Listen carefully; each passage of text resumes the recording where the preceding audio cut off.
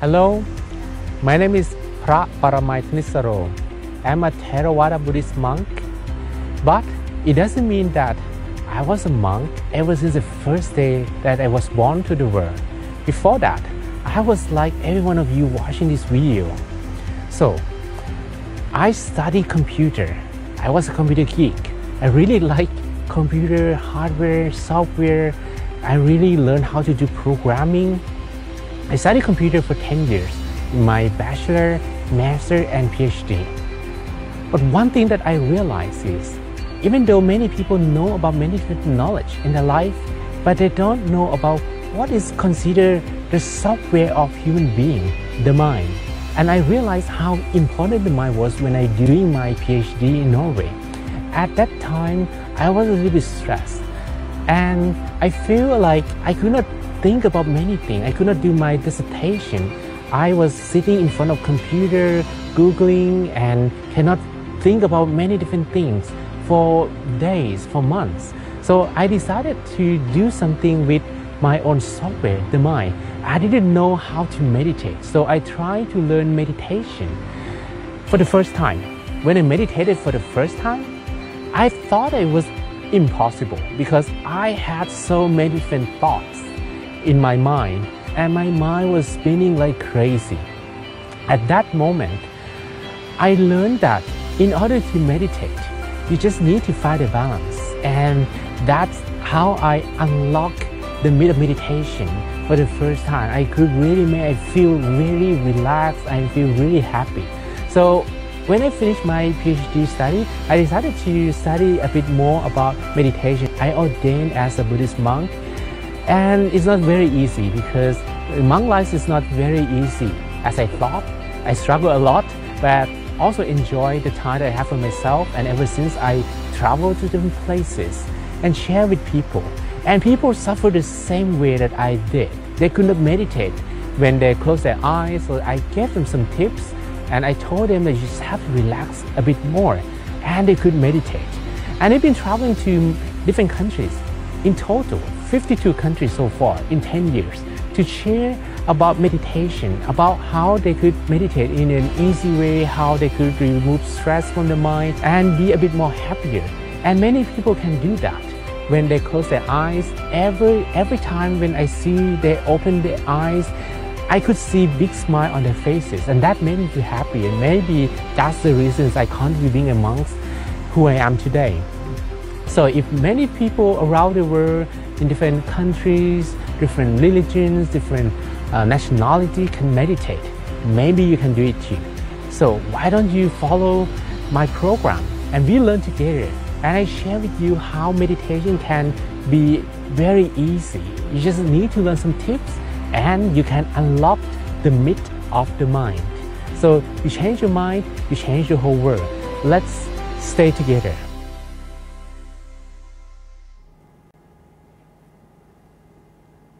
Hello, this is Monk John, Olympic John from Thailand, and today I'm here with you to talk about a topic about karma.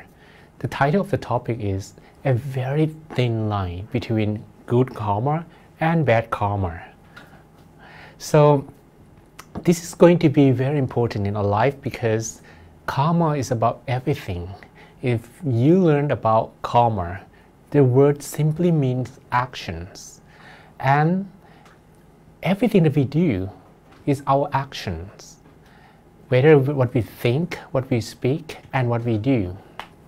So this is going to be interesting because sometimes we want to do something good, but in the end, the result is undesirable. So what is it? Is there anything wrong with our justification, or is there really something about the universal justifications of positivity and negativity at all?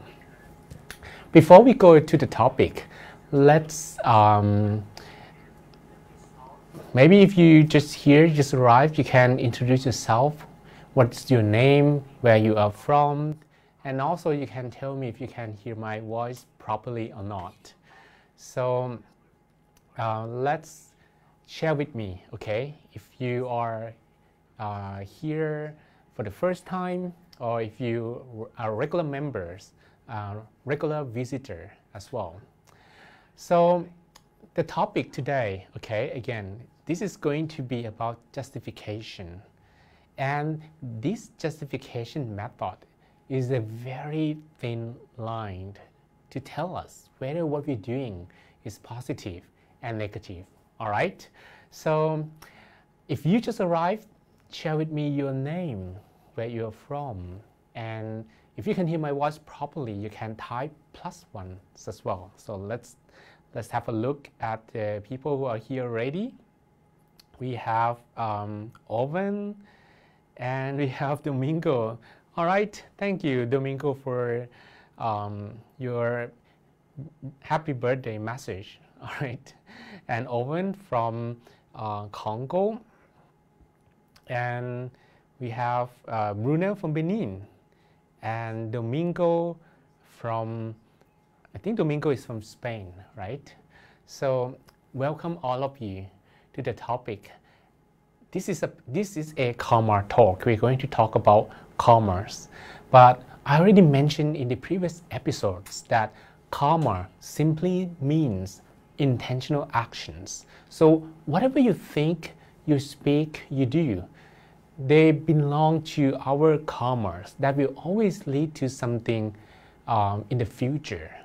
We have one saying that you reap what you sow. So whatever you plant today, whatever you plant in the land, that is going to become some fruits, going to yield some results in the nearby futures as well, okay?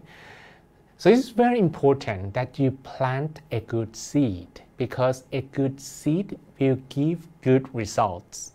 If you plant bad seed, that is going to give you bad fruits or bad results in the future. The question is, how can we know whether the seed that we plant is good or not?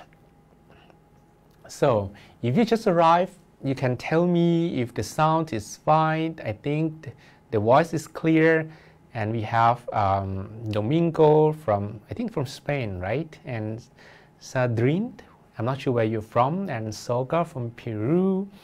And we have Agnir from Latvia. Thank all of you for your happy birthday messages. So today is a very long day for me, but still I have this appointment of giving this live, and I'm very glad to do so today. All right, so everything in our life is about making decisions. If you live alone, if you stay very far away from society, there will be very little chance that your actions is going to disturb others. Maybe you can do whatever you want in the world. No one will care about that because you are really alone. But since you live with others, and we human beings, we can't actually live our life alone. When we live with others, our actions is going to have some effects on other people's living. So if you do something positive, that will make people feel good, or maybe that will give positive energy to them. But if you do something undesirable, maybe something that will disturb other people's peace, it's not only you who will feel it, but other people will feel it as well. So the question is, do we really know? Or our justification method, is it going to be the same or not? Again, our life depends on decisions. And whenever we have to live with others, taking those decisions is not avoidable. We have to take those decisions the whole time. And our decisions that we make, whether we want to go to the left or go to the right, whether we want to do this or do that, this will eventually lead to some results that we have to bear. Okay, so let's take a look at the first picture. Okay, I have this picture of a lady. You see, there are two arrows. This is about taking life decisions. If your decision is something very basic, something like, what do I eat today? Where do I go today? Or what I'm going to do for over the weekend? Maybe it's not going to be a very big deal because your action is going to give the effect on a very short period of time. But what if your decision is going to give you a very, very long consequences? Whether you are going to take this position, take this job, whether you're going to say something to others. They said that there are three things that you can't actually take back. First is the time. If the time is past, it's past. The second, water current. And the last one is your own word. So whenever you say something to others, you have to be very, very careful because you can't really take your words back, right? So this is called mindfulness. So mindfulness is about not only you know what you are doing, but you know consequences of what you are doing as well. If you are mindful of your actions, you should be able to know that your actions going to give you desirable results in the future and not a negative one, right? So let me present one interesting topic. Today I have a very interesting topic to share with you. This is called Dunning and Kruger experiment. I'm not sure if any one of you have heard about it. So the topic Dunning-Kruger effect is just an experiment conducted by David Dunning and Justin Kruger of Cornell University. They actually have a hypothesis that those who are unskilled is unaware of the fact that they are unskilled. Can you follow me on that? So those who are unskilled or those who are not competent, they do not know that they are not competent. They give a very, very interesting hypothesis that because the ability to actually understand that you are not competent is also missing from that person. So not only that they are unskilled, but they lacked the ability to be aware that they are unskilled. All right, so if you take a look at the chart on my, I think it's going to be the right? Okay, I have to put my hand like this. If you take a look at this chart, you can see that the graph is about the amount of confidence and the amount of skill or experience that you have in a single talks or in doing something. Those who are actually very skilled, they usually rate themselves. They usually give a rating to themselves that they are yet to be perfect. So if you look at the chart of people who are like an expert, the level of confidence that they are expert is just about 85%. But if you take a look at the chart all the way to the left, you will see that people who are on the left, which is those who are not skilled, those who lack complete experience about what they're doing, the level of their confidence is 100%. Isn't this interesting, right? What do you think about this topic? You can share with me as well. What do you think about Dunning-Kruger experiment? From the experiment, those who actually have the amount of experience on their 25%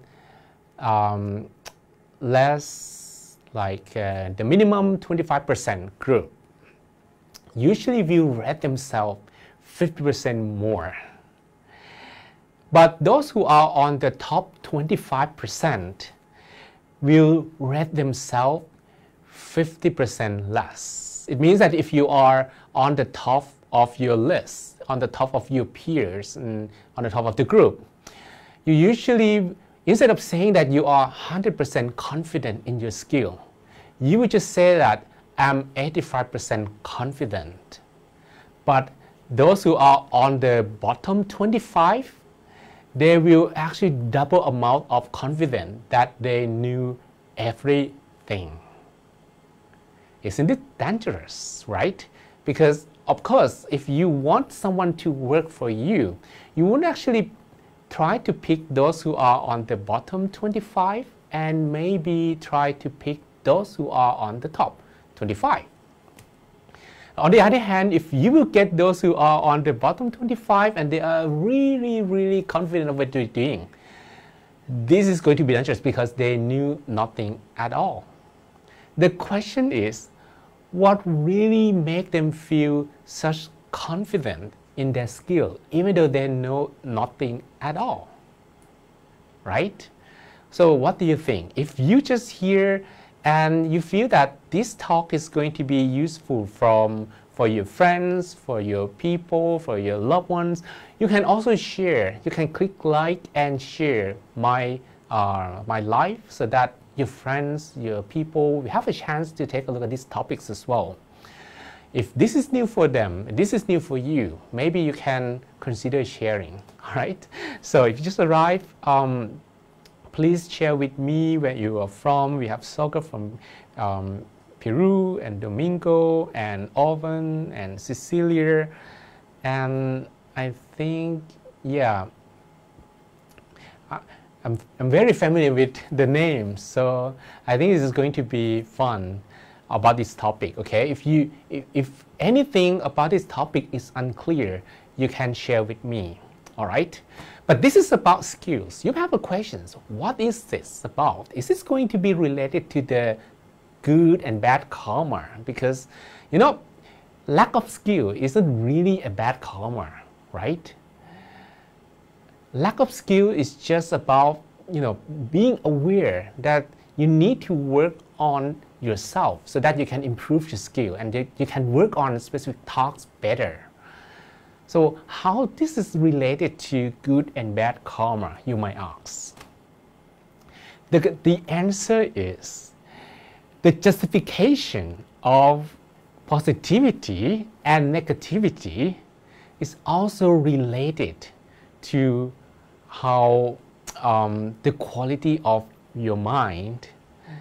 Okay, those whose mind is unclear and unclean will also feel unaware that they might actually do negative karma as well. Those whose mind is unclean, it's like the mind is clouded, the mind is dirty, they will likely be unaware that they need to clean their mind, right? This is the same way as Dunning-Kruger experiment. So what really prevents us to understand is really the ignorance in the mind. If we compare the mind like a glass of water, if we compare the mind with a glass of water, then everything that we do in life is like is going to disturb or going to give some effect to the quality of the water. Suppose that good karma is compared by adding more water and bad karma is adding more dirt or more ink into the water. Eventually, if you do more good karma, you can maintain the quality of the water. But if you're doing bad karma, you can't maintain the quality of the water, and the water can become clouded. When the water is become clouded, when the water is dirty, It's not very easy to understand that the world can be clearer because you don't have that clarity in the first place. Maybe you don't even remember the last time you have such clarity. You probably will understand that maybe this is the picture of the world because you've been seeing that picture for a very long time. There is one story that I like to share with you. It's a family with a husband and a wife. They live together with different neighbors, but the wife one day noticed that somehow the clothes of the neighbors are not very clean. The clothes that they hang after washing is dirty. So the wife went to talk to the husband. I think there's something wrong with how our neighbors wash their clothes. Why? The husband asked. Because the clothes have a lot of spots. They are not clean. So every day the wife was going to talk about how the neighbors were unable to wash their clothes. Maybe the washing machine was broken. Maybe there's something wrong with how they wash their clothes. But one day, the wife went to talk to the husband. Hey, I think our neighbor fixed their washing machine. Why do you think that? Yeah, because their cloth is clean. So maybe the washing machine has been fixed. The husband, no, I didn't do that. But I clean our windows. Because the windows were clean, they were able to see for the very first time that actually the world could become much clearer. The world is really clear. It's like if I ask you, if you take a look at these two pictures, there are pictures on the left and a picture on the right. The picture on the left, can you guess what can possibly be in the water? Can you guess that? I think now you try to look at the screen. If you're looking from a mobile phone, that could be a little bit challenging, right? But if you look closely, then you can see something. Maybe this is a logwood. This is an animal. What is it? Okay, so this is an alligator, right? This is an alligator on the left.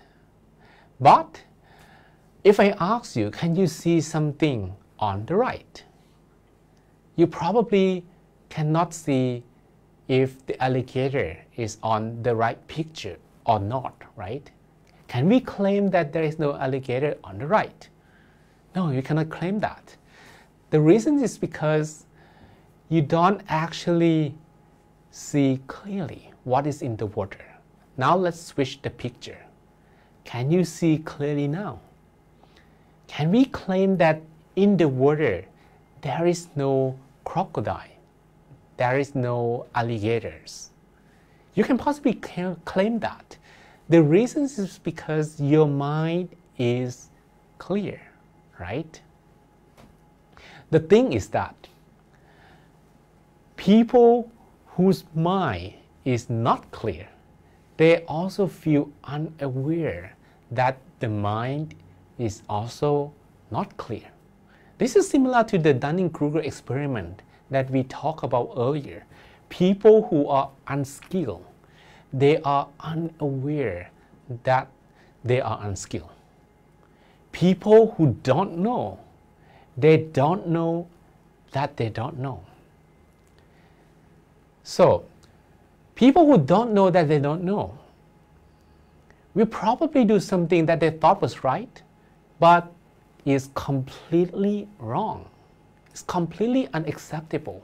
So they thought that they were doing good karmas. But in the end, the result is going to be undesirable. For example,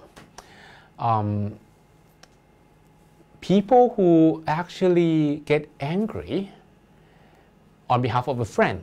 For example, we have Mr. A and Mr. B. Mr. B was hurt by some people. Okay, Mr. C. Okay, A, B, and C. Maybe you can follow me on this like this. B was hurt by C. So A got pissed off. A was very, very angry. A thought that taking revenge or maybe using some violence to C would make B feel good. And A did that.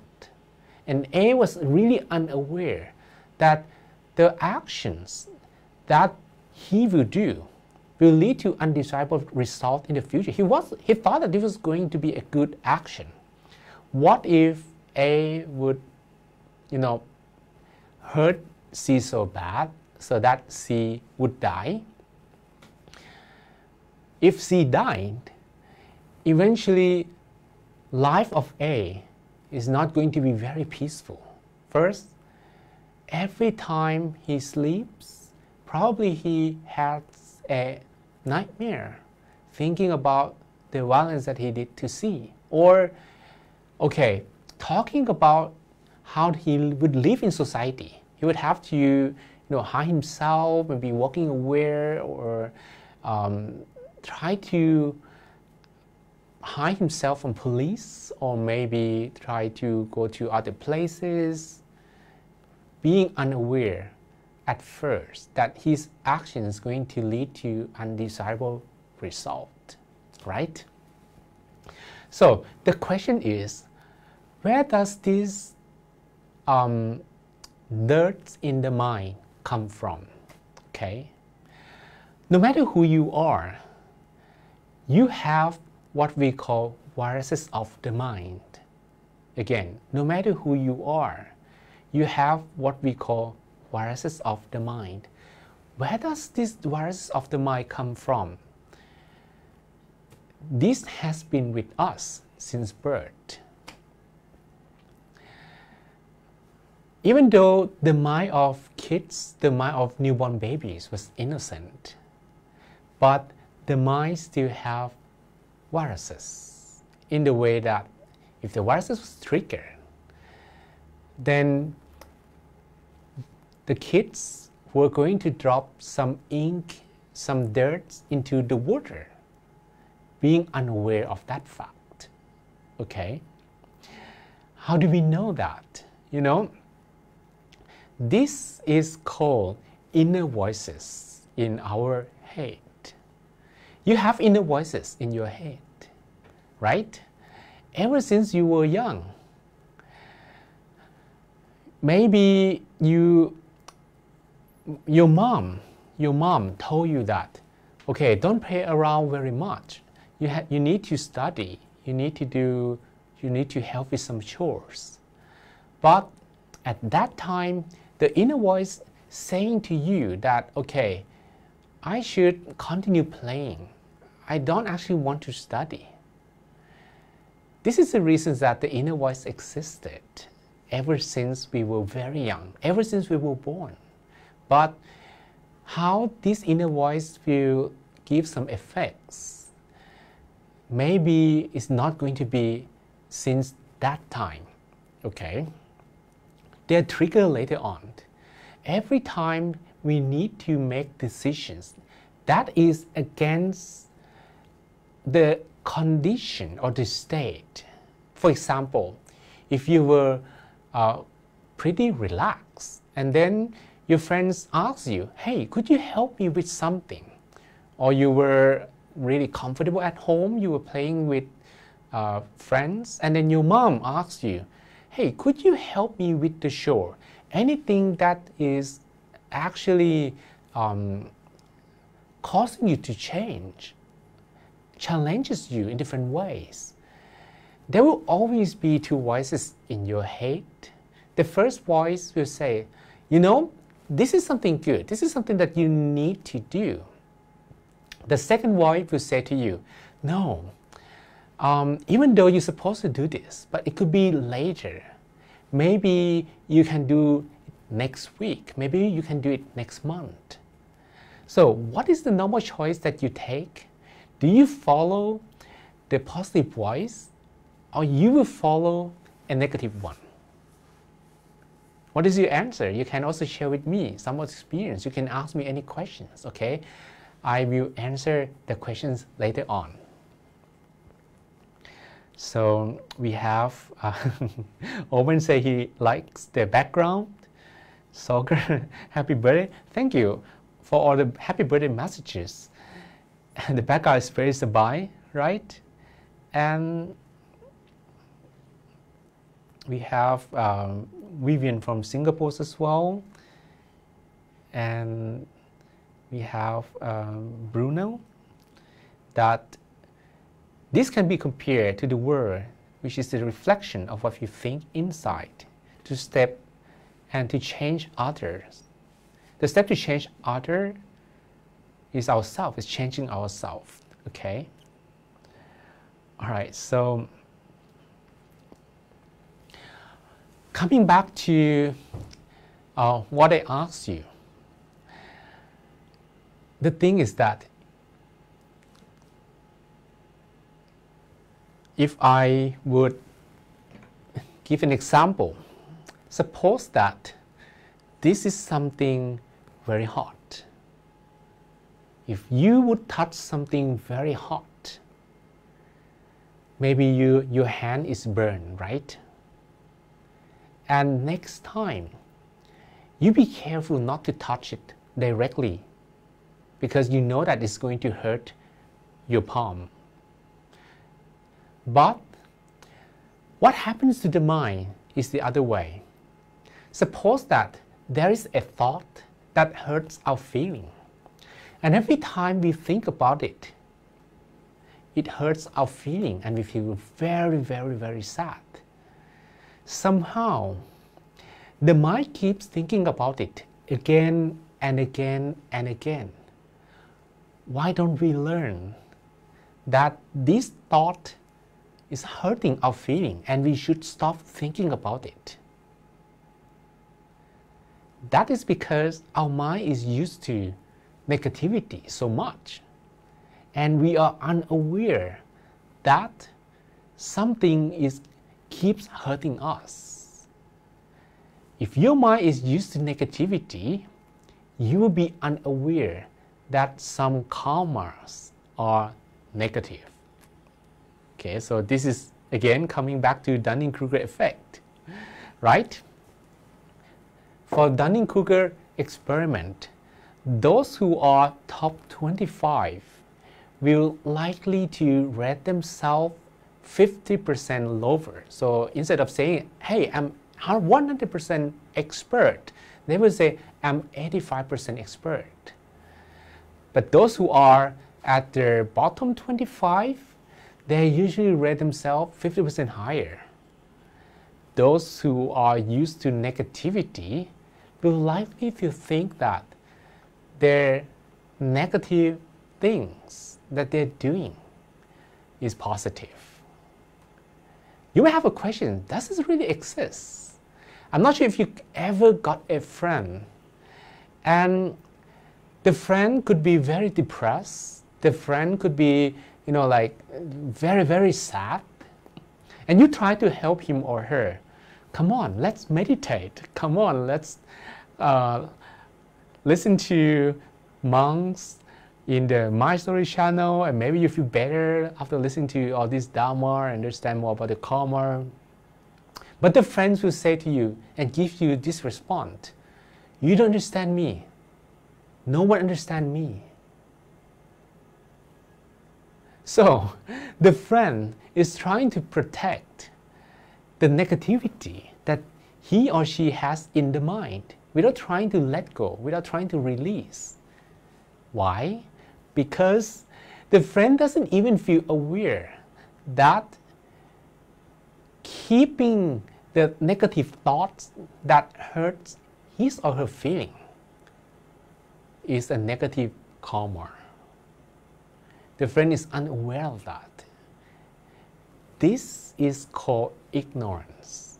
Whether it is Dunning-Kruger experiment or whether it's about justification between positivity and negativity, if our mind is full of ignorance, we will not be able to understand at all that our negative karmas we're doing is something negative. And ignorance is a so-called virus of the mind.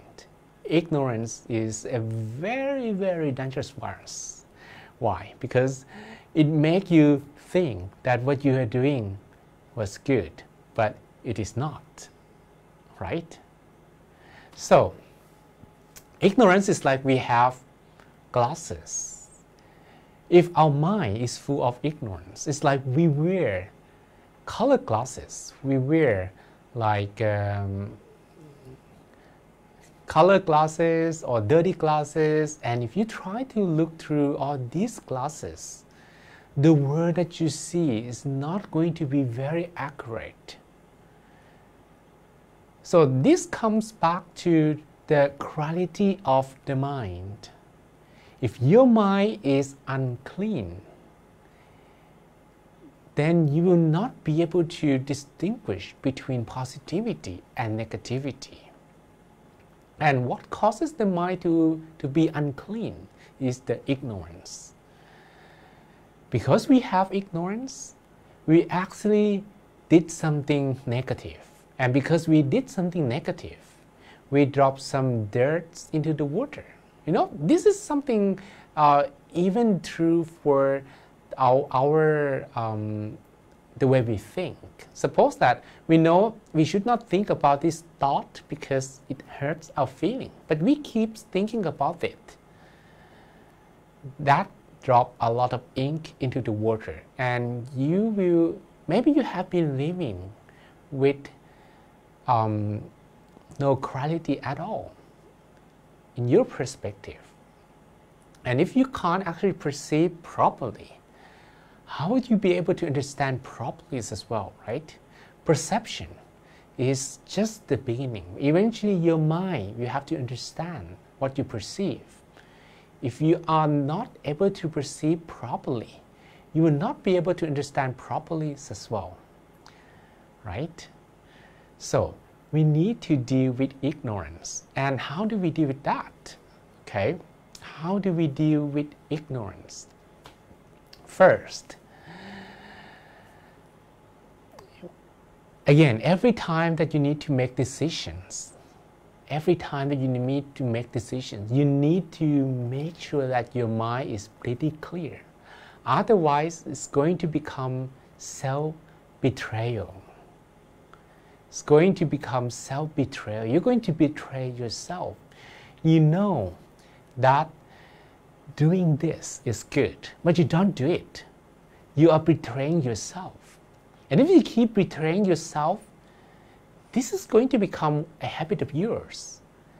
And once self-betrayal has become a habit of yours, you will always be those bottom 25 of the Dunning-Kruger experiment who are unaware that you are unaware. Who are unaware that the actions that you thought was good is bad.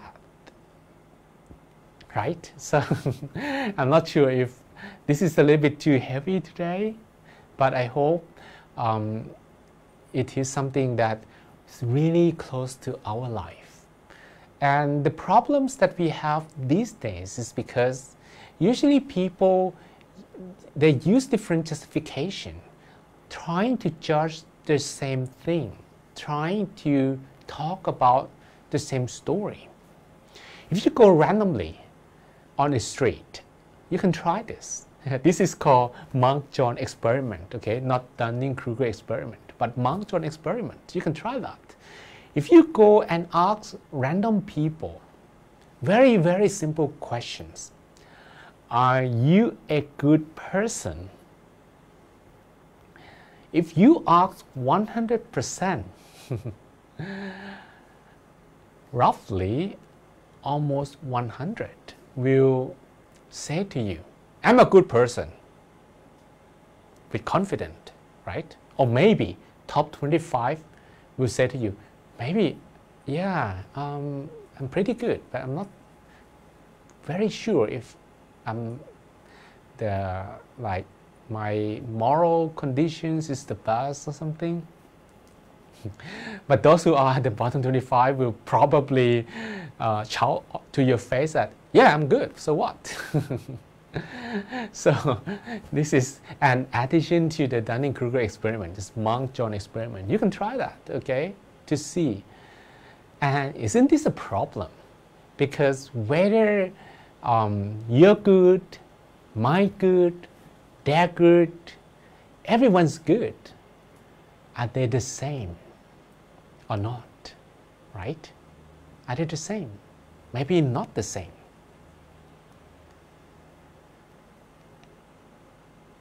Or can we really have at all the same way to justify this? Do you believe in universal justification of positivity and negativity? You can ask me, okay? Sorry, you can answer me. Whether you believe that a very, very universal method exists or not. All right, so if you have any questions, you can ask me.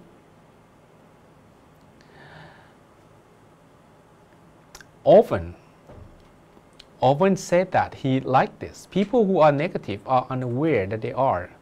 How to consistently bring more awareness? Okay, we're going to talk about that, okay? Georgie from Georgia, he said that sometimes there are things that we don't understand how they work, and we label them as is negative context, like viruses. We get feeling that there is something broken and needs to be fixed. When in reality, if we understand ourselves better, instead of trying to fix ourselves, we will finally be able to accept the true nature. All right? Thank you, Georgie, for your comment. This is not really about labeling ourselves or labeling others, but this is about understanding ourselves.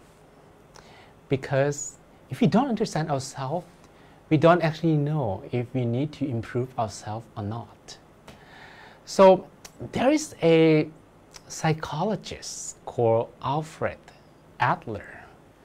He said that there are two things.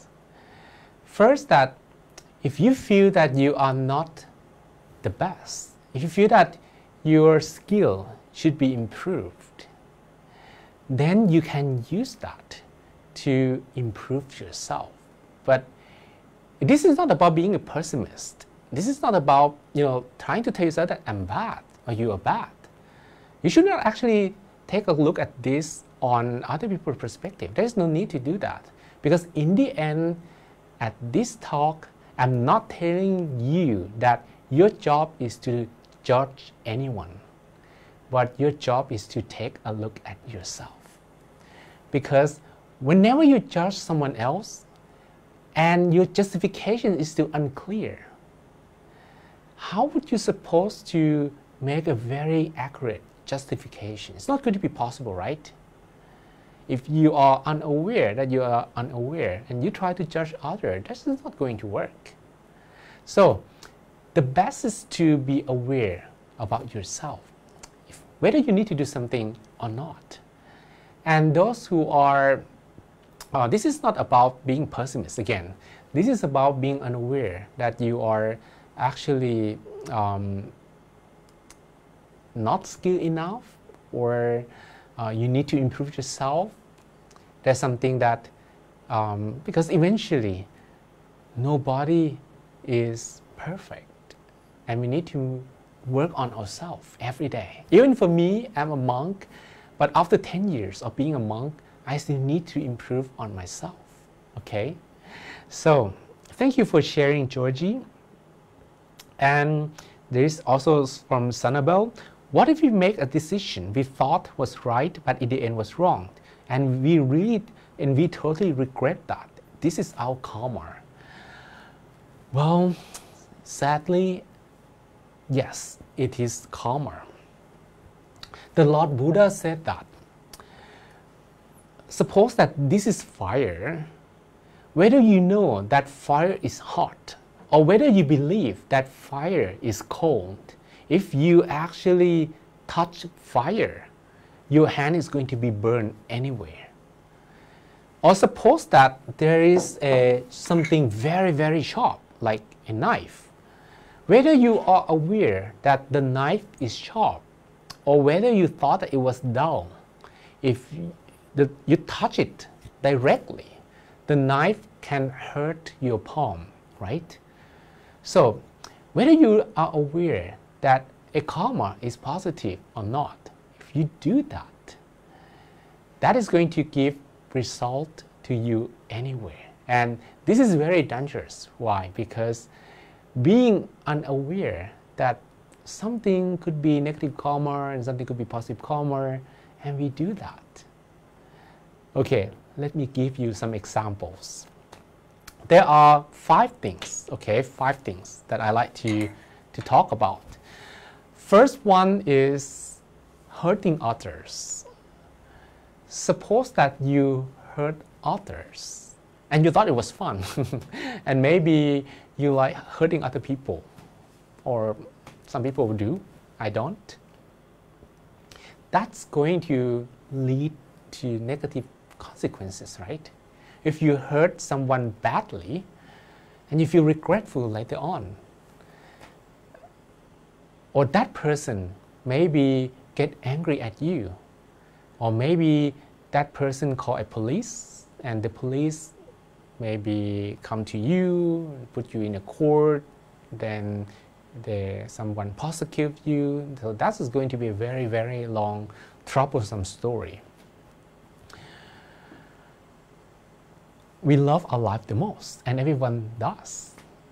But even though we are aware that we love our life the most, and everyone loves their life the most, people still keep hurting others every day. You can look for that from newspapers, right? That there are people hurting others, there are gunshots everywhere in the world. So this is very, very sad.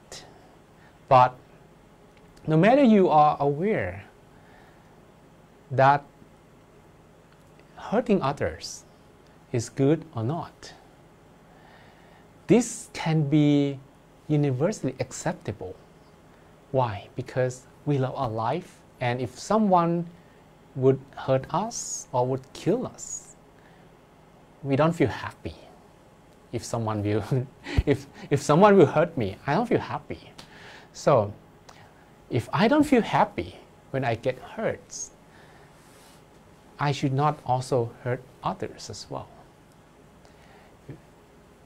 Being able to have empathy towards others, being able to put ourselves in other people's shoes, will help you to first realize better the line between positivity and negativity. Second, suppose that you leave some banknotes on your table, and that's about $500. You leave it there. Someone take them away, or someone hack into your email, steal some bitcoins from your account, or maybe some money from your bank. Will you be happy?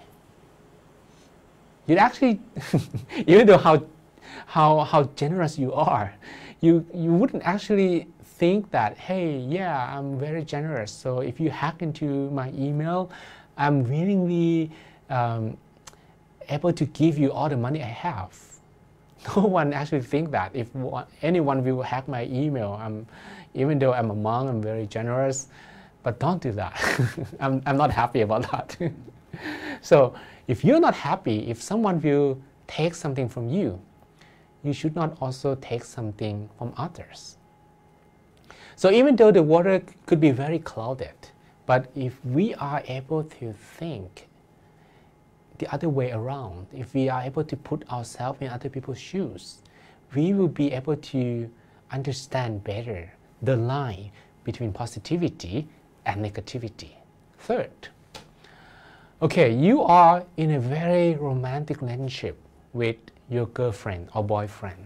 Suddenly someone takes him or her away. Your heart is broken. you feel very, very, very sad, right? Even though how generous you are, you possibly don't think the way that, hey, take my girlfriend away, I'm very glad. Even though you, even though you're very generous, you feel hurt anyway, because this is something that you love. This is something that is a part of your life. Now it's being taken away. So cheating, adultery, maybe we could accept that this is a part of universal conducts that we should refrain from doing, right? And number 4, if someone would lie to you, someone would lie to you that he has a lot of money and now he's doing some business somewhere, and maybe he will want to invite you to take part of this business when he has nothing. Or someone will lie to you about that he or she has a very good job. Now they try to have a very romantic relationship with you. Maybe you don't actually feel comfortable if you learn the truth. No one really likes the lie. If you don't want anyone to lie to you, then you should not actually lie to someone else as well. This is called putting ourselves in other people's shoes. This is called empathy, that we can understand what other people will feel. It's as if we look through their eyes, okay? So, no matter how clear or how dirty the water currently is, try to put yourself in other people's shoes. Try to think the way they will think. You will have better understanding that this karma is something that you should not do, and this karma is something that should be fine, right? Okay. Domingo, which exercises can be used a part of meditation to develop this awareness? Even more, we are into really competitive and aggressive atmosphere every day. It's about the root of intention of our thoughts, acts, and words, of being resilient enough to face consequences, to develop this awareness, okay? I would say that instead of seeing everyone as your enemies, you can see them as your friends. There is one saying that a company, an organization, should not even look at their competitors as their enemies. They should look at their competitors as something that they should step up on in order to improve themselves even more. Having competitors is just like having a reflection, having a mirror that you take a look at yourself and you know how good you really are at the moment. If you are able to take a look at a positive side of everything, you should be able to live in a very, very competitive world, understanding that this is going to be fine. Okay? So, my advice is try to change the way you look at things. Instead of trying to focus on negativity, try to focus on positivity. But this doesn't mean that you focus on only positivity and forget about negativity completely. This is like you are fooling yourself. You are denying the fact that the negativity still exists, and you're going to fall into the bottom 25 of the Dunning-Kruger experiment, that you were unaware. You're unaware, okay? Right? And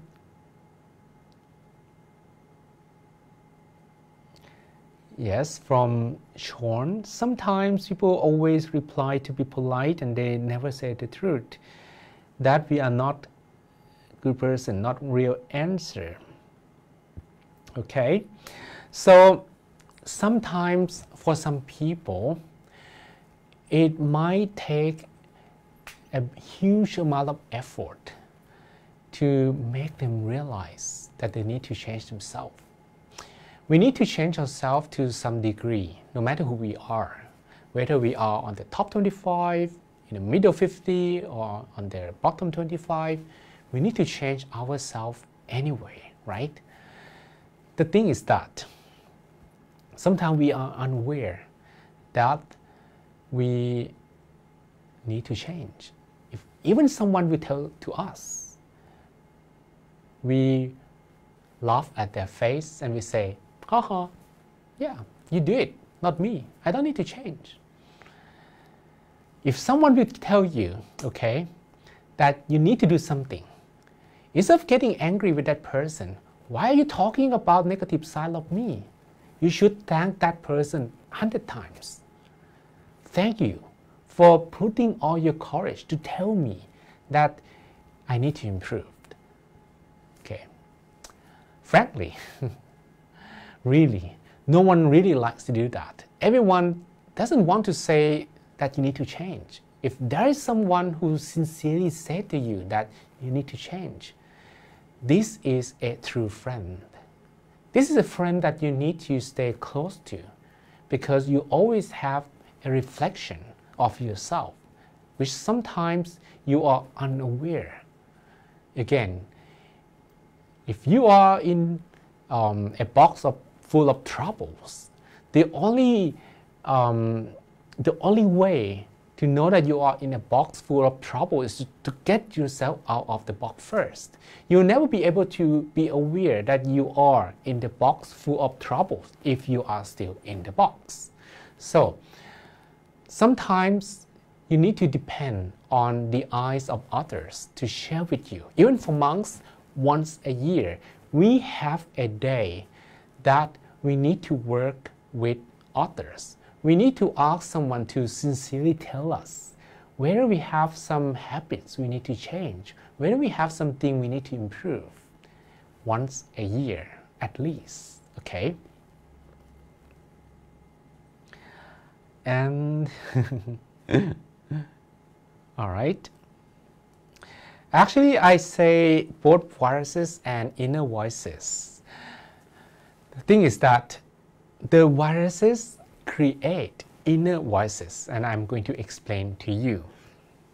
Okay, so we can agree on the 4 universal justification of our actions. There are basically 4 actions that you should not do. But there's something more, like millions of actions that you should not do. But at least everyone can agree to these 4. Why? Because these are basic human rights. We have right to our life. We have right to our property. We have right to our relationship, our love. And we have right to the truth. So, if your action is going to violate other people's rights, then don't do them, because that will always lead to negative consequences.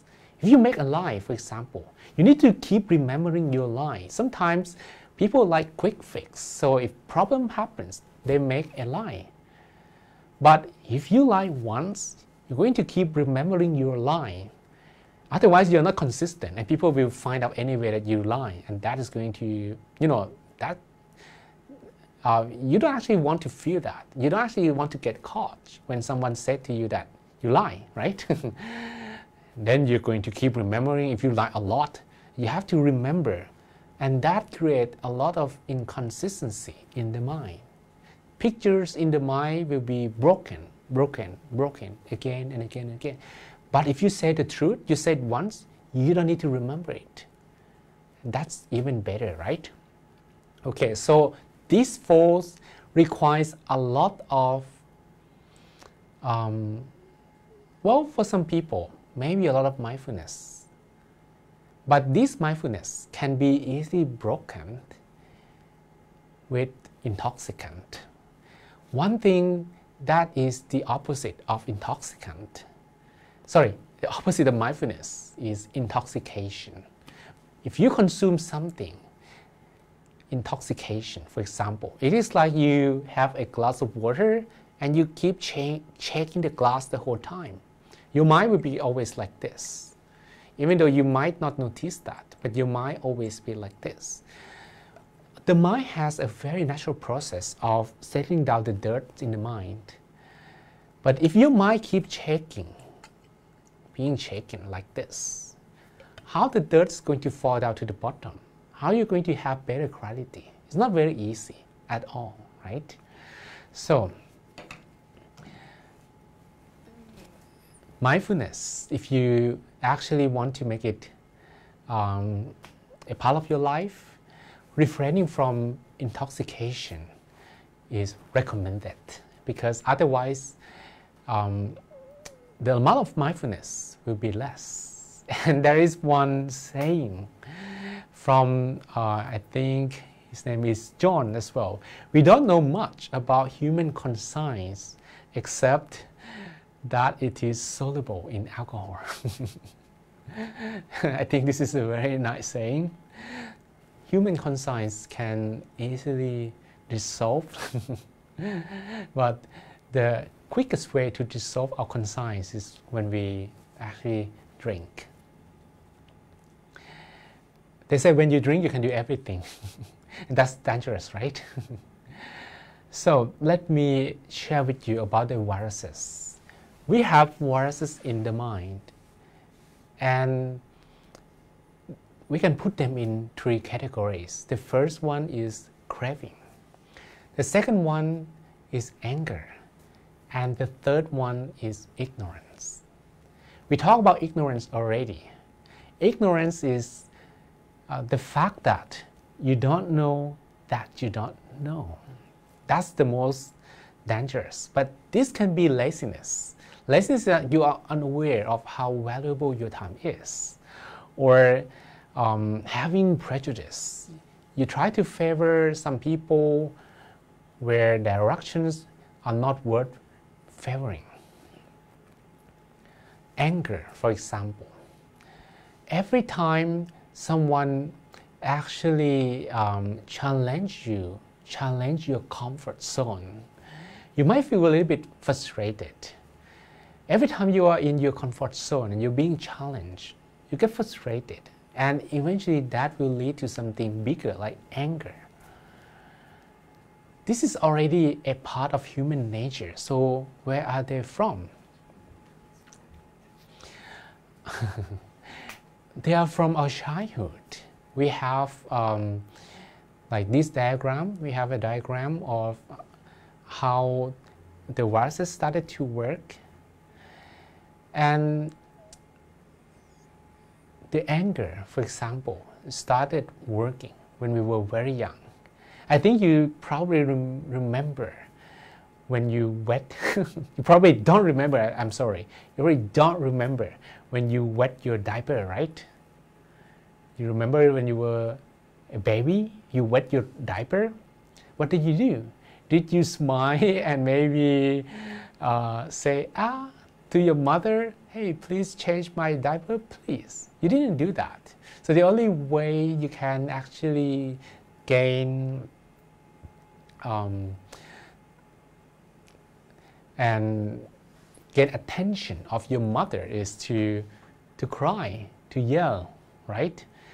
Babies were crying, and if the mother was quick and changed the diaper, the baby didn't cry very much.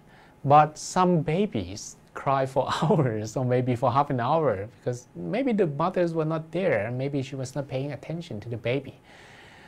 My question is, do you think that these 2 babies, when they grow up, are they going to be the same person or not? Are they going to be the same person? What do you think? Yes or no? Babies that wet the diaper and then the mother was very quick and changed immediately, so the baby felt a bit more comfortable and maybe stopped crying. And the other baby kept crying for half an hour, for an hour, because the mother didn't actually change the diaper. Do you think that these 2 babies, when they grow up, they're going to be the same or not? Possibly not, right? So this is how we accumulated anger when we were young, but each of us accumulated in different ways. The anger is already there, but how this has become our habits depends on our upbringing, depends on our childhood. It doesn't mean that we cannot change. Well, there are two psychologists, Sigmund Freud and Alfred Adler. The way they explain this, they are completely different, because Sigmund Freud said that who you are at the moment depends on your past, and your past is going to influence on your life forever. While Alfred Adler, he actually said that everything that happened in your past is not going to be related to the future at all. Okay? So what about Monks John saying? Well, I would like to put the combination of Freud and Adler together. Everything that happened in your past is going to give consequences to you, especially at the moment. Who you are is a combination of your past karmas at the moment. So if you did a lot of good karma, then your life is fine, your life is good at the moment. But you can change your future. If the past karma is affecting our present moment, who we are at the moment, what we're doing now is going to create and change our futures as well. It doesn't mean that the past karma stops giving result completely to our future, but it's going to be weaker. It is like you have some amount of ink in the water. When you add more water, it doesn't mean that the ink is gone. You can't deny the fact that the ink is still there. But if you keep adding more water, you're pretty sure that even though the ink could be there, but the effect that is going to be with the quality of the water will be less.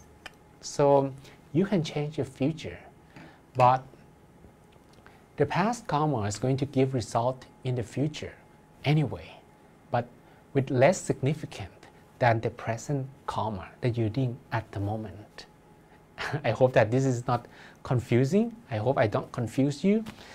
So whenever your mind is clear, okay, whenever your mind is clear, you want to make others people happy. If you don't believe me, you can meditate. When you finish meditation, you don't actually want to punch someone right on their face. You have a big smile on their face, and maybe you want even to smile at others, you want to hug them as well, right? And whenever your mind is clear, you will forgive. Whenever your mind is clear, you understand ourselves and others people more.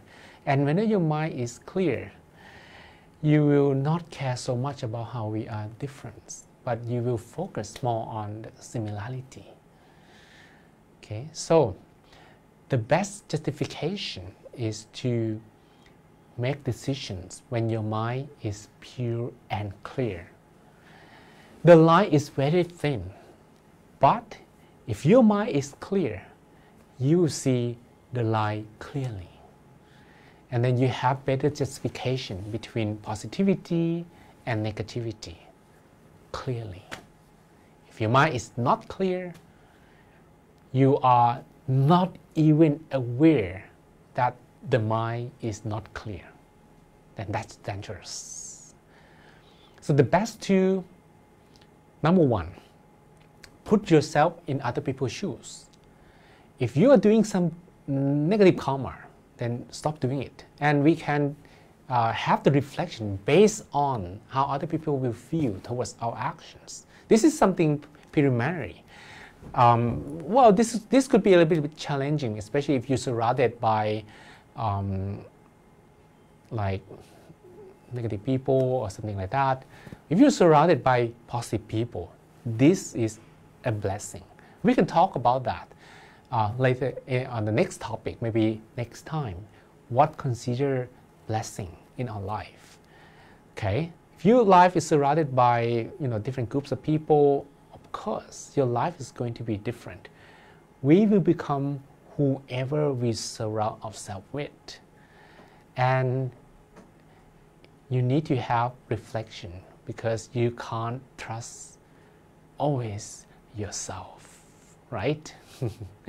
Especially if you take a look at this Dunning-Kruger experiment, those who thought that they were not good enough, usually on the top 25 of the list.